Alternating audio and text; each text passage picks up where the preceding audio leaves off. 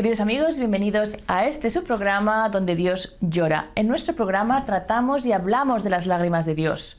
El nombre del programa Donde Dios llora viene de un libro que escribió el padre Berenfried, un monje holandés. A veces se traduce también como Dios llora en la tierra.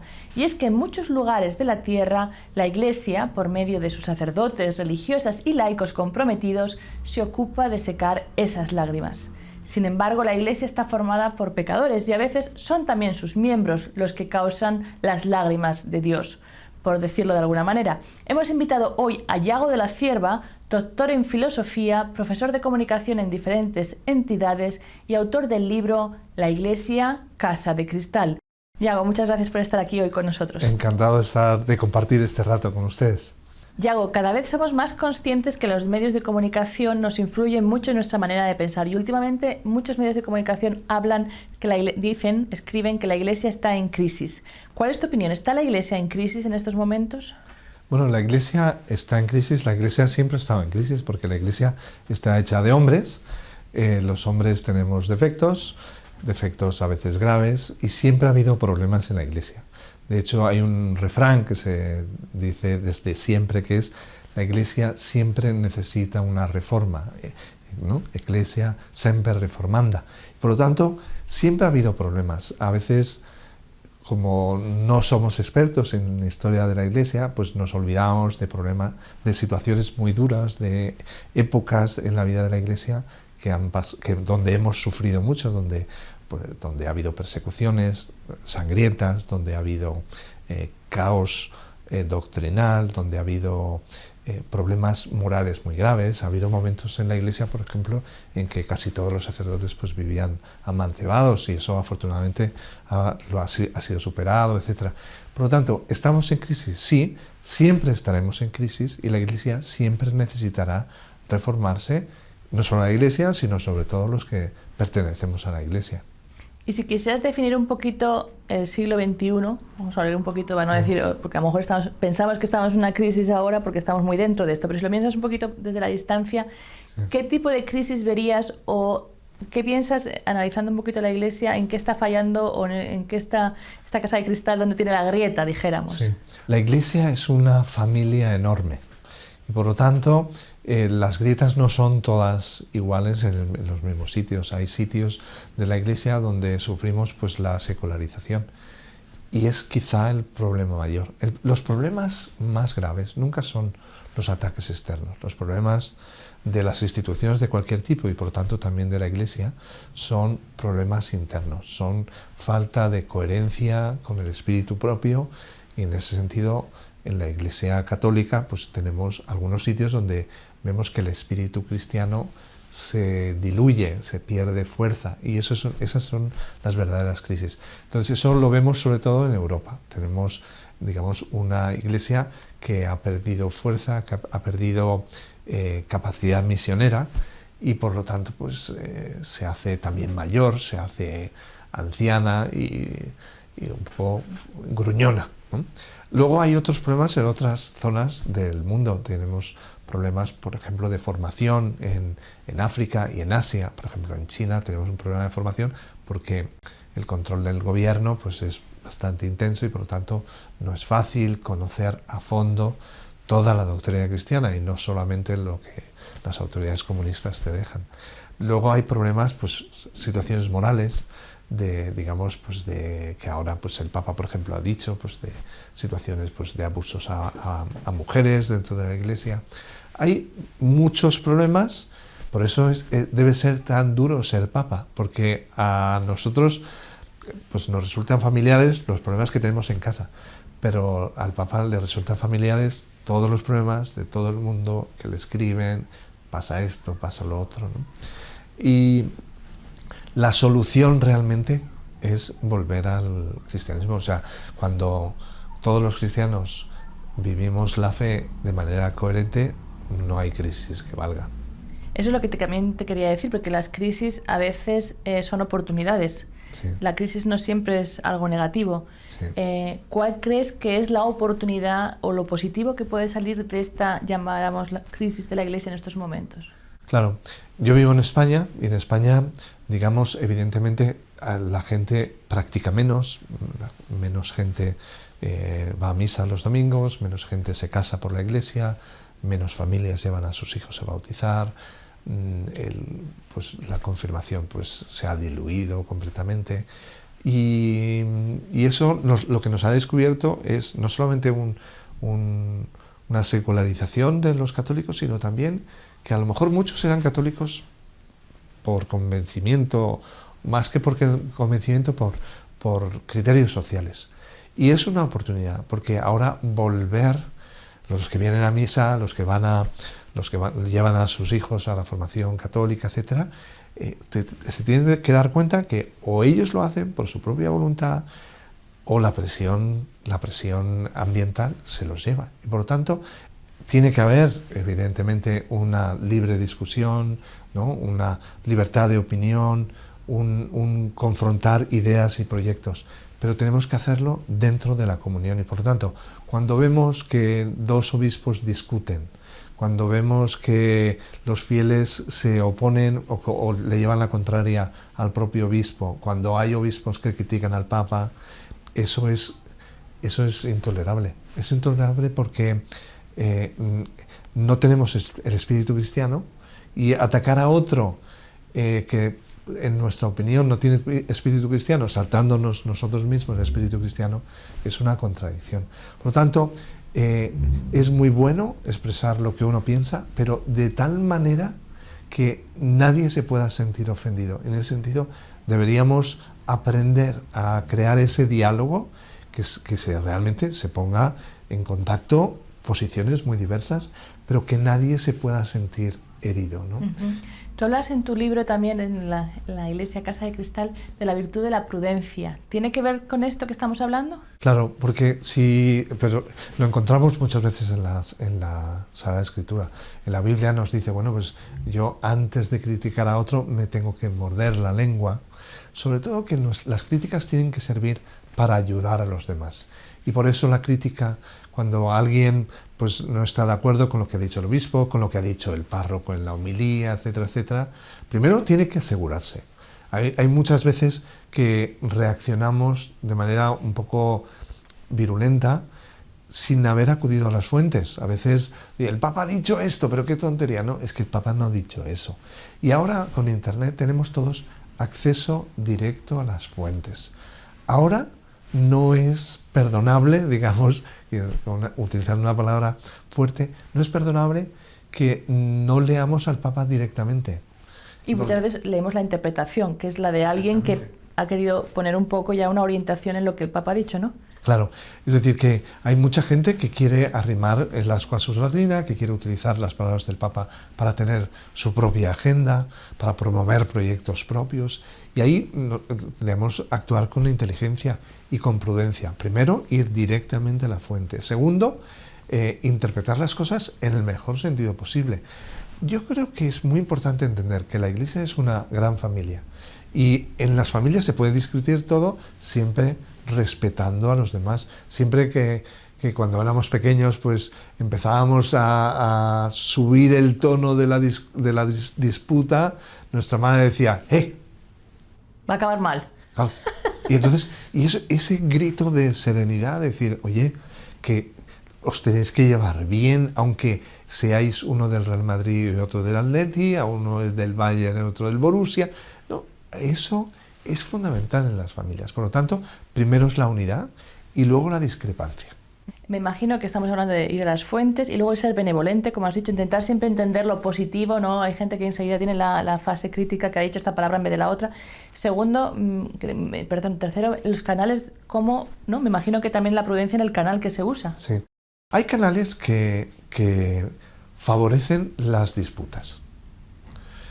Por ejemplo, y esto no es solamente en la Iglesia, esto en cualquier sitio, hay cantidad de problemas que suceden dentro de las empresas por el correo electrónico. El correo electrónico parece que es una comunicación informal y realmente es formal porque está escrita, no se puede cambiar, y hay mucha gente que se enfada porque se ha entendido mal un email. Por lo tanto, cuando hay diversidad de pareceres, tenemos que ir a canales directos. No podemos airear una crítica si no se la hemos dicho primero. Y eso son principios básicos, cristianos elementales. Por lo tanto, antes de criticar a alguien, tenemos que decírselo. Tenemos que ser capaces... Directamente, con una honestidad. Y el Papa lo está insistiendo mucho. El Papa prácticamente todos los meses dice, tenemos un problema en la Iglesia que son las murmuraciones, es la crítica a las espaldas de la persona. Por lo tanto, tener el coraje de decir las cosas a la cara, que es coraje de decirlo y coraje de no decirlo en otro ambiente. Luego importa mucho hacer un esfuerzo para elegir las palabras justas. Hay un colega amigo mío que dice que hay palabras que hieren y palabras que acarician. Entonces, es muy importante que por muy grave que sea una situación, no la vamos a solucionar echando vinagre a la herida. Tenemos que ser personas conciliadoras, tenemos que ser personas que unen, ¿no? Dice el Papa muchas veces, tenemos que crear puentes, no muros. Y por lo tanto, esto no se refiere a los poderosos de la tierra, se refiere a no crear muros en las familias, no crear muros en el trabajo, no crear muros en las parroquias. Y eso se elige con las palabras, es decir, evitar esas palabras que son ofensivas. Hay una manifestación que nos puede costar, que había palabras que no eran ofensivas hace 15, 20 años y ahora lo son. Y nosotros tenemos que cambiar con los tiempos, tenemos que hacer que esa palabra que se podía decir y era normal, ahora no la decimos no por ser políticamente correctos, sino por ser delicados y amables, por favorecer la unión entre las personas. Claro, estamos hablando de la prudencia y ahora tú has una segunda virtud que creo que es muy importante cuando estamos hablando de cómo ayudar a salir de una crisis o cómo ayudar a solventar una situación dolorosa en la Iglesia, que es lo que estamos hablando ahora, la fortaleza. Porque por una parte, como tú dices, el camino directo a veces nos cuesta mucho. Y a veces también creo que en una situación de crisis a uno le entra un poco de miedo, ¿quién soy yo para que hacer algo? Y si no lo hago mal, y si me equivoco, y si le sienta mal, y si la amistad se acaba, y si me echan al niño del colegio, si es que voy a hablar porque el director se ha portado mal, o sea, uno tiene también mucho miedo. Entonces, esa fortaleza creo que es muy importante, sí, ¿no? Es curioso porque la fortaleza en el sentido clásico, en el pensamiento griego, y que luego los cristianos lo absorbimos, la fortaleza no está en agredir, no es positiva, es una virtud que consiste en resistir. Somos fuertes cuando resistimos al mal. Y al mal hay que resistirlo, pues a veces no callándose. Entonces, esa fortaleza implica que tenemos que hacer las cosas porque alguien fuera, un hermano, un pariente, lo que sea, necesita una palabra que es fuerte. Y en ese sentido, nos falta fortaleza. Significa que no queremos a las personas como les debemos querer. Entonces, ahí lo que sería fundamental que en la Iglesia hubiera esa fortaleza para decir las cosas sumamente claras, con hechos, pensando en que esa persona tiene derecho a saber la verdad. Y eso es fuerte porque implica, por nuestra parte, el no querer ser simpáticos. Uh-huh. El querer ser simpáticos a veces es un problema serio. Ahora, muchas veces cuando descubrimos ciertos fallos, digamos, pues yo qué sé, que el abuso quizá de poder en un colegio por parte de un profesor o la mala gestión, por ejemplo, en una parroquia, todas estas cosas que a veces vemos pueden afectar mucho, o hay muchas personas que se sienten afectadas en su propia fe. Mucha gente nos ha dicho alguna vez, seguro que muchos de nuestros espectadores también, no, yo es que iba a la iglesia, pero pasó esto y dejé de ir. Yo me acuerdo que una vez en un país que estuve yo visitando me decía, bueno, la gente es tan sensible, no, es que no me dieron café cuando fui a la reunión y ya no voy a esa parroquia. Entonces, puede ser que realmente alguien, eso a lo mejor es muy superficial, pero a veces ha pasado también algo que nos ha dolido tanto que se pone, con la crisis ahora que a veces estamos escuchando a veces en los medios de comunicación referente a muchas cosas en la Iglesia, uno se siente afectado en su propia fe. ¿Por qué es así que nos toca tan de cerca que no sabemos a veces separar el hecho concreto de todo el paquete, dijéramos? Es razonable que la gente tenga unas expectativas enormes en lo que se refiere a la Iglesia, que espere de la Iglesia un un comportamiento perfecto, una delicadeza en las formas, etc. Y a veces no lo encontramos. A veces encontramos a un sacerdote que es muy educado, pero ese día le duele el estómago y reacciona mal. En el fondo, quien reacciona demasiado mal a una cosa nimia, a una cosa que no debería tener tanta importancia, en el fondo es que no se conoce, que no sabe que uno ha metido la pata muchísimo más que ese sacerdote que ha dado una mala respuesta o que ha gritado o lo que sea, ¿no? Yo creo que una de las consecuencias que da el conocimiento propio es ser muchísimo más tolerante con los demás. Quien no es tolerante con los demás, en el fondo, debe tener un concepto de sí mismo totalmente equivocado. No se ha enfrentado realmente con lo que es él, con sus defectos, con sus debilidades. Por lo tanto, esto ha pasado siempre en la Iglesia. Cuando encontramos una mala respuesta, lo que tenemos que hacer es, en primer lugar, y eso también es prudencia, es esperar, no reaccionar virulentamente ante ningún estímulo. Eso es fortaleza, eso es resistir. Una vez que hemos resistido la tentación de contestar con fuerza, devolver con mala educación una respuesta mal educada, en ese momento lo que tenemos que hacer es, ¿yo cómo puedo ser parte de la solución de este problema? Esta persona, ¿qué necesita? En el fondo es ponerse en los zapatos del otro. Si hacemos esto, los problemas que hay en la Iglesia, si son pequeños, los resolveremos. Y si son grandes, tendremos el coraje de ir a quien haga falta. El Papa recientemente ha animado a que los laicos tomemos los problemas de la Iglesia en primera persona. Es decir, que cuando veamos que algo no funciona, cuando veamos que la gestión económica en una parroquia está mal, cuando veamos que un obispo hace gastos lujosos, suntuosos, o nos parece, que ni digamos no debe ser así, ni critiquemos, sino decir, bueno, ¿y si es cierto? ¿Yo qué puedo hacer? Yo puedo escribir una carta, ¿a quién se la escribo? Una carta súper educada. A veces la regla de oro en esto es escribir una carta señalando un error o lo que a uno le parece un error, que la pueda leer la persona acusada y que no se sienta ofendida. Si lo hacemos así, la Iglesia será verdaderamente una familia en la que se está muy bien dentro. Si criticamos, si reaccionamos virulentamente ante una cosa que nos parece que está mal, no arreglamos. Aquí se me ocurre una pregunta también muy importante, Yago, que es, hay veces que hay verdades que no nos gustan o que son muy duras o muy dolorosas, cuando uno descubre que realmente alguien que tenías muchísima confianza o una institución como la Iglesia, que es santa, que es madre, tiene sus fallas, eso a uno le cuesta aceptarlo. Pero a veces o muchas veces también la información que nos llega distorsionada o no sabemos, por ejemplo, que estamos hablando, a lo mejor estas murmuraciones que tú decías nos llegan. ¿Cómo, hemos hablado un poquito de ir a las fuentes en cuestión, por ejemplo, con el Papa, pero hasta qué punto es fundamental y hasta qué punto nos toca a cada uno saber lo que está pasando? Porque a veces uno dice, bueno, ¿quién soy yo? Sí.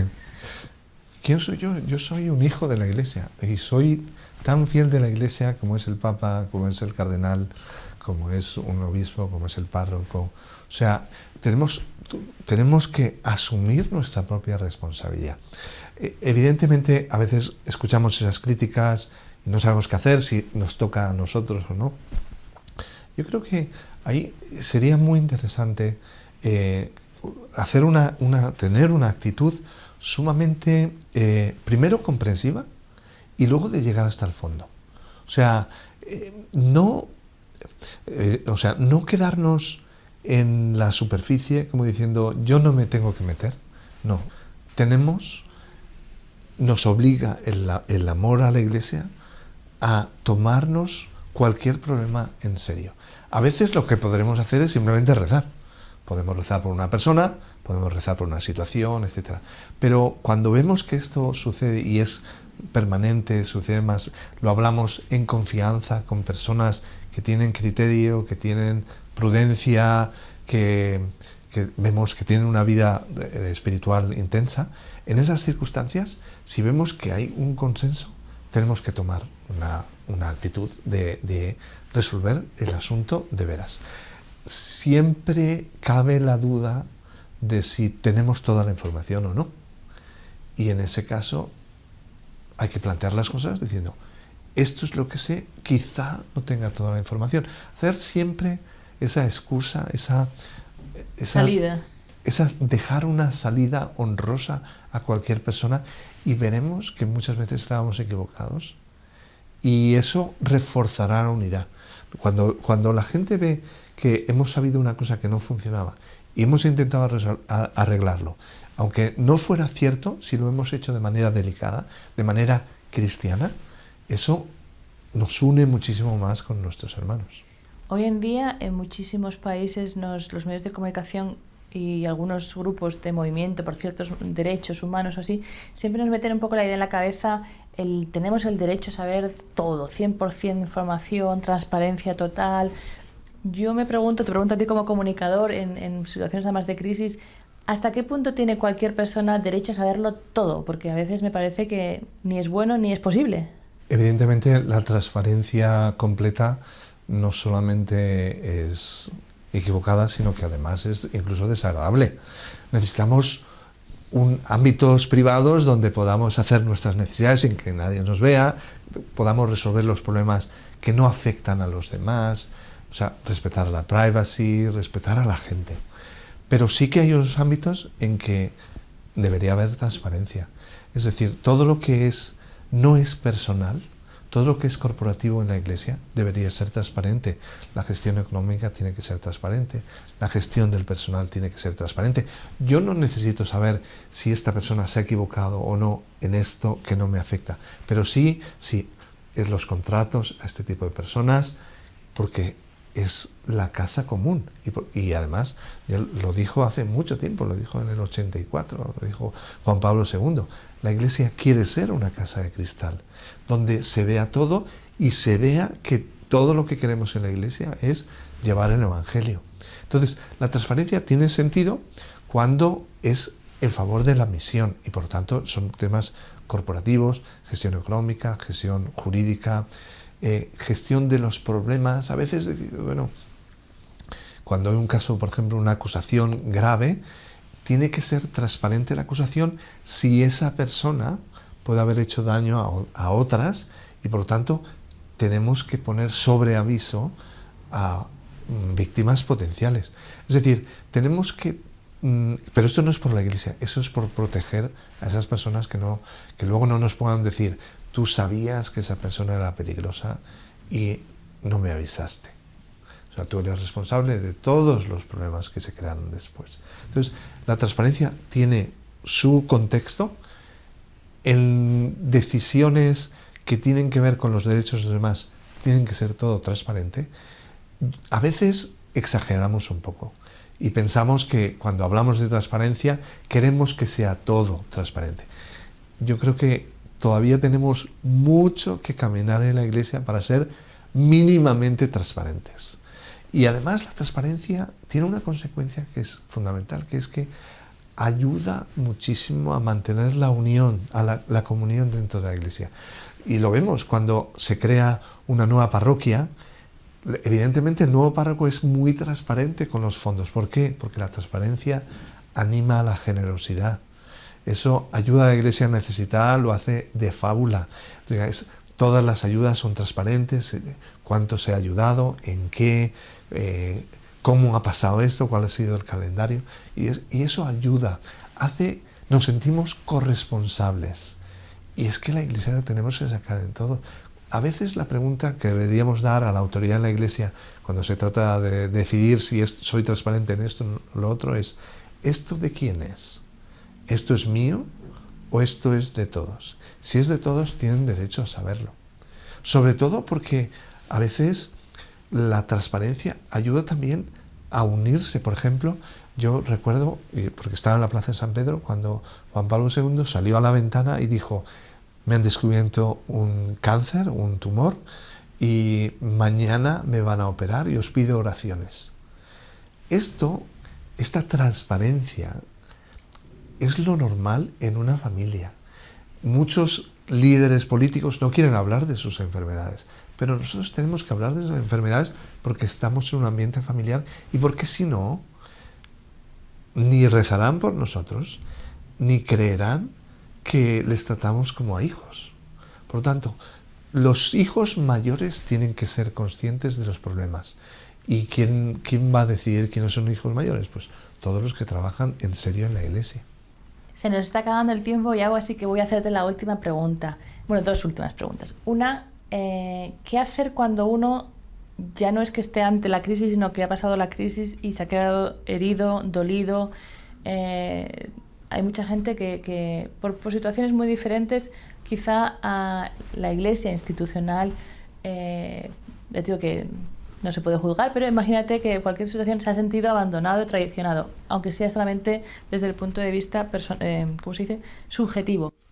¿Qué le animarías a hacer a estas personas que a lo mejor se apartaron alguna vez de la iglesia o incluso se han quedado con a lo mejor no es que se han apartado de la iglesia, pero se han quedado con el gusanito de, bueno, me trataron mal? Ha habido muchos santos que han coincidido en momentos de crisis profunda en la iglesia. Y podríamos aprender de ellos lo que hicieron, ¿no? Santa Catalina se encuentra en una situación del clero muy corrupta. ¿Y qué hace? No escribe libros denunciando a la iglesia, escribe unas cartas de fuego al Papa, a cardenales, que son la gente que podía intervenir ahí. O sea, no crea una campaña de opinión pública, no, y va directamente a los pastores a que lo resuelvan. Siempre pasaba así. Pronto se canonizará al cardenal John Henry Newman. Él también sufrió en sus carnes las incomprensiones. La Iglesia ha pasado por momentos críticos muchas veces y siempre ha habido santos que han actuado del modo adecuado. Y el ejemplo es siempre así. Santa Catalina, el cura de Ars, San Juan Bosco, todos han puesto sus preocupaciones a la vista de los pastores, que son los que lo tienen que resolver, y han pedido oraciones por ellos. Por lo tanto, en situaciones de crisis como las que estamos pasando y como las que han pasado y como las que seguirán pasando, ¿qué tenemos que hacer? Seguir el ejemplo de los santos. Pues muchas gracias, Yago, por haber compartido hoy con nosotros. Ha sido un gusto. Y muchas gracias también a ustedes, queridos amigos, por haber seguido su programa Donde Dios Llora. Si desean saber más sobre nuestra labor, no duden en contactar la dirección que van a ver ahora al final, en sus pantallas. Muchas gracias, que Dios les bendiga y hasta la próxima semana.